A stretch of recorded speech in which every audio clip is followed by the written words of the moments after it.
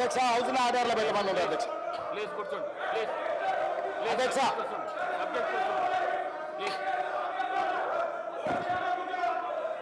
అధ్యక్ష ఇంతకుముందే అధ్యక్ష అధ్యక్ష అధ్యక్ష ఇంతకుముందు సభ్యులు తారక రామారావు గారు మాట్లాడుతూ కాళేశ్వరంలో మేము ఉచితంగా నీళ్ళు ఇస్తామన్నాడు. మిషన్ భగీరథలో ఉచితంగా నీళ్ళు ఇస్తామన్నారు. అదేవిధంగా రకరకాల కార్పొరేషన్ల మీద తీసుకున్న అప్పులు ప్రభుత్వమే కడుతుందన్నారు. కానీ గత ఆర్థిక మంత్రి బడ్జెట్లో కానీ రిజర్వ్ బ్యాంక్ ఇచ్చిన రిపోర్ట్లు ఎందుకు రిజర్వ్ బ్యాంకు లెక్కలు చూపించిందంటే Kaleshwaram Irrigation Project Corporation Limited పేరు మీద 64,651 కోట్ల అప్పు చేస్తే ప్రభుత్వం యొక్క లయబిలిటీ 16,162 కోట్ల రూపాయలు అని చెప్పారు. ఓన్లీ 25% గవర్నమెంట్ లయబిలిటీ అని చెప్పి 22-23 ఆర్థిక సంవత్సరంలో తప్పుడు నివేదిక ఇచ్చారు అధ్యక్ష.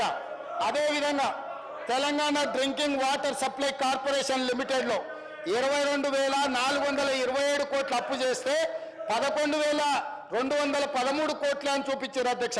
అదేవిధంగా షీప్ డెవలప్మెంట్ కార్పొరేషన్ కింద 1,314 కోట్లు అప్పు చేస్తే 65 కోట్లు మాత్రమే మా బాధ్యత అని ఇట్లా మొత్తం 19 కార్పొరేషన్ల అధ్యక్ష. Telangana state water resources infrastructure development corporation limited, discoms, Telangana housing corporation limited, TG road development corporation limited, HMW SSB corporation, TG road transport corporation, sheep development corporation, Telangana urban finance and infrastructure development corporation limited, TS power corporation limited, TG fishermen cooperative societies federations limited, Telangana industrial infrastructure corporation, ITE and C fibre grid corporation, police housing corporation, horticulture development corporation, Hyderabad metro rail limited, Telangana dairy development cooperative federation limited, greater Hyderabad municipal corporation limited. వీటన్నిటి మీద వీళ్ళు చేసిన 19 ఇంకా నేను civil supplies corporation కొన్ని కార్పొరేషన్లు తీసుకోవాలి. Only 19 కార్పొరేషన్లు నేను తీసుకున్నా అధ్యక్ష.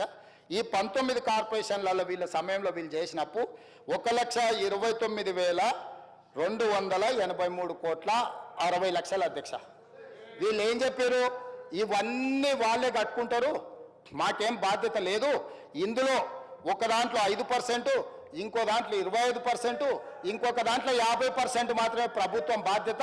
ఆ లెక్క ప్రకారము 38,867 కోట్ల రూపాయలని మాజీ ఆర్థిక మంత్రి గారు బడ్జెట్లో చూపించారు. ఈ బడ్జెట్లో ఉన్న కాపీలు తీసుకెళ్లి reserve bank as it is where it is report ఇచ్చింది. వేరాస్ 1,29,243 క్రోర్స్ ఉన్న కార్పొరేషన్ల అప్పును వీళ్ళు తగ్గించి చూపించి 38,867 క్రోర్స్ చూపించడంతో దాదాపుగా 80,000 కోట్ల రూపాయలు లెక్కలు అందులో తగ్గినాయి అధ్యక్ష.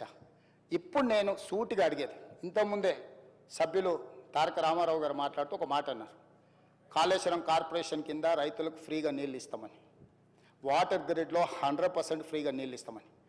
వారు అట్లా చెప్పిండ్రా? హరీష్ రావు గారు ఏం చెప్పిండ్రు? ఇందులో 75% వసూలు చేస్తామని రాసిండు అధ్యక్ష. 25% ప్రభుత్వం బాధ్యత, 75% ఆ 25% దీని నుంచి. అదేవిధంగా డ్రింకింగ్ వాటర్లో 50% వసూలు చేస్తామని రాసిండు అధ్యక్ష. అదేవిధంగా షీప్ డెవలప్మెంట్ కార్పొరేషన్లో 95% వసూలు చేస్తామని అడిగింది అధ్యక్ష. మా బీర్ లైలే ఇండియా ఉన్నాడు, మా గొర్రె కాపరులకు ఏదైతే ఈ పథకం ఇచ్చిండ్రో గొర్రెల బర్రెల పథకంలో 100% ఫ్రీగా అని వాళ్ళు చెప్పారు. వాళ్ళు కొంత ఫీజు కట్టుకుంటే మిగతాది వీళ్ళు ఇచ్చేది ఏదైతే ఫండ్ ఉందో ఇక్కడ 95% గొర్రె కాపరుల నుంచి వసూలు చేస్తామని ఇక్కడ రాసిండ్రు అధ్యక్ష. అదేవిధంగా అధ్యక్ష తెలంగాణ అర్బన్ ఫైనాన్స్ ఇన్ఫ్రాస్ట్రక్చర్ అంటే ఇక్కడ చేసే దాంట్లో 5% మాత్రమే వసూలు చేస్తాం, 5% మాత్రమే స్టేట్ గవర్నమెంట్ కడతాం, మిగతా మొత్తం మేము వాళ్ళు ఎవరైతే ఉపయోగించుకుంటారో వాళ్ళ దగ్గర. అంటే ఈరోజు ప్రభుత్వానికి ఇంకా ఎక్కువ అప్పులు చేసుకోవడానికి దొంగ లెక్కలు రాసి ప్రభుత్వానికి ఇంకా అప్పులు చేసుకోవడానికి వెసులుబాటు ఉందని ఇంకొక 1,00,000 కోట్లు మళ్ళా అప్పులు తెచ్చి అత్యధిక వడ్డీతో తెచ్చి వాటిని కూడా కొల్లగొడదామని కుట్రతోని దొంగ లెక్కలు చూపించి పాపం చంద్రశేఖరరావు గారు కూడా ఈయన కంటే ముందు ఆర్థిక మంత్రి ఉన్నాడు. పాపం ఆయన ఉన్నది ఉన్నట్టు చూపించండి. ఆయన దొంగ లెక్కలు చూపించాలి. యువతలు ఏం లెక్క ఉందో ఈ పట్టికలు ఉన్నదే చూపించండి. ఆయన అంతకంటే ముందు పోయిన ఆయన ఆ వెనకాల ఉన్న ఆయనకు చాలా మంచి మిత్రుడు కేసులు ఇచ్చి బయటికి తోలిండు కదా, ఆయన పేరు ఈటెల రాజేందర్. ఈటెల రాజేందర్ కూడా ఈ దొంగ లెక్కలు చూపించలేదు అధ్యక్ష. పాపం ఆయన కూడా ప్లెయిన్గా ఉన్నది ఉన్నట్టు చూపించండు. ఈటెల రాజేందర్ 5 ఏళ్ళు, చంద్రశేఖరరావు గారు 1 సంవత్సరం, 6 సంవత్సరాలు నేను చెప్పిన 1,29,000 కోట్ల ప్రకారం రాష్ట్ర ప్రభుత్వం అప్పులు తెచ్చిందని రిజర్వ్ బ్యాంకుకు బడ్జెట్లో పెడితే ఘనత వహించిన ఈ పెద్ద మనిషి వచ్చి దీన్ని తగ్గించి 38,000 కోట్లకు చూపించి ఈయన వ్యవహారం ఎట్లుందంటే క్వశ్చన్ పేపర్ ఈయనే తయారు చేసిండు, పరీక్షలు ఈయననే రాసిండు, పరీక్షల పేపర్లు ఈయననే దిద్దిండు. 100 మార్కులకు 110 మార్కులు వచ్చినాయి, నన్ను సన్మానించండి అని ఊర్లో మెడల్ వేసుకొని తిరుగుతాడు. ఊరంతా కలిసి నన్ను సన్మానించాలి, 100కి 110 మార్కులు వచ్చినాయి నాకు అని. అయ్యా నువ్వే రాస్తవి, నువ్వే ఇస్తవి, నువ్వే బడ్జెట్లో పెడతావి, గదే రిజర్వ్ బ్యాంకు తీసుకుని రిజర్వ్ బ్యాంకు గదే ప్రింట్ చేసి దాని కింద మళ్ళీ ఇట్లా వితండవాదం చేస్తారని సుక్క పెట్టి కింద పెట్టారు.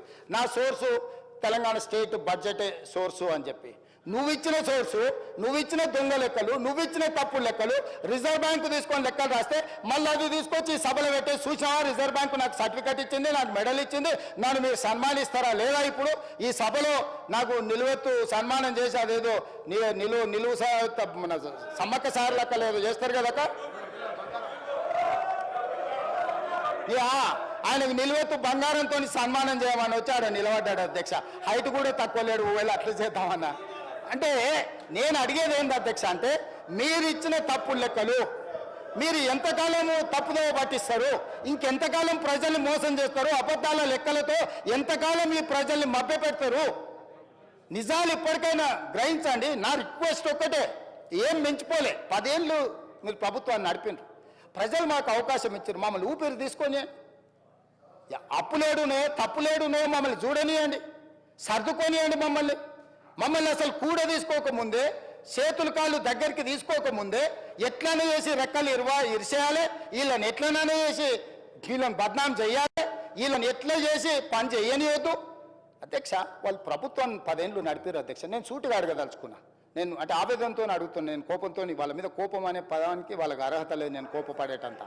అధ్యక్ష కొడంగల్ మీ అమ్మమ్మ గారు రావునా అధ్యక్ష? మీ మీ మీ మీ అమ్మమ్మ ఊరు కొడంగలే కదా? ఆ ప్రాంతం ఎంత వెనుకబడ్డది అధ్యక్ష మీకు తెలియదా? మీరు చూసింది కదా, కళ్ళతో చూసుకుంటూ పెరిగింది కదా. దేవుడు నాకు ఒక అవకాశం ఇచ్చి నా ప్రాంతం కాకపోయినా, నేను పుట్టకపోయినా, నేను అక్కడ పెరగకపోయినా 2009లో 14 రోజుల్లో నన్ను ఆశీర్వదించి 7,000 ఓట్లతో నన్ను ఎమ్మెల్యే గెలిపించారు అధ్యక్ష. 5 సంవత్సరాల తర్వాత అదే ప్రజలు మళ్ళీ నన్ను 14,000 ఓట్లతో గెలిపించారు అధ్యక్ష. అక్కడి ప్రజలకు నా జీవితాంతం ఏమి చేసినా కూడా, ఎంత సేవ చేసినా కూడా తక్కువనే అవుతుంది.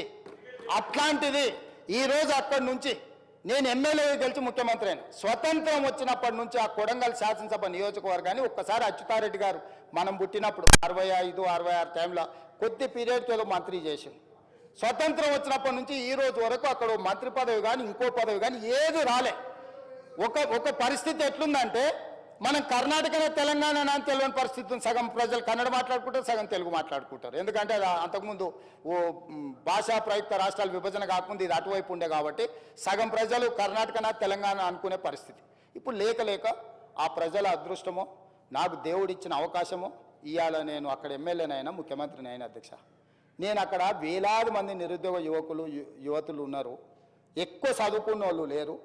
కొన్ని పరిశ్రమలు తెచ్చి ఆ పరిశ్రమల ద్వారా వాళ్ళకు ఉద్యోగ ఉపాధి అవకాశాలు కల్పించాలని ప్రయత్నం చేసిన.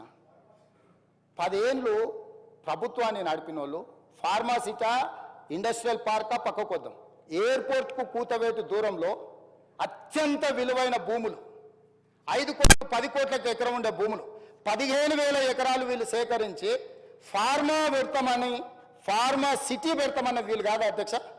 హైదరాబాదు నగరం పక్కన ఎయిర్పోర్ట్కి కూతవేటు దూరంలో అత్యంత విలువైన భూములలో వీళ్ళు ఫార్మా కంపెనీలకు కోట్ల రూపాయల భూములను లావాదేవీలు చేసుకొని అగ్గొక్క ఇచ్చి ఇక్కడ వీళ్ళు ఫార్మా పెట్టొచ్చంట.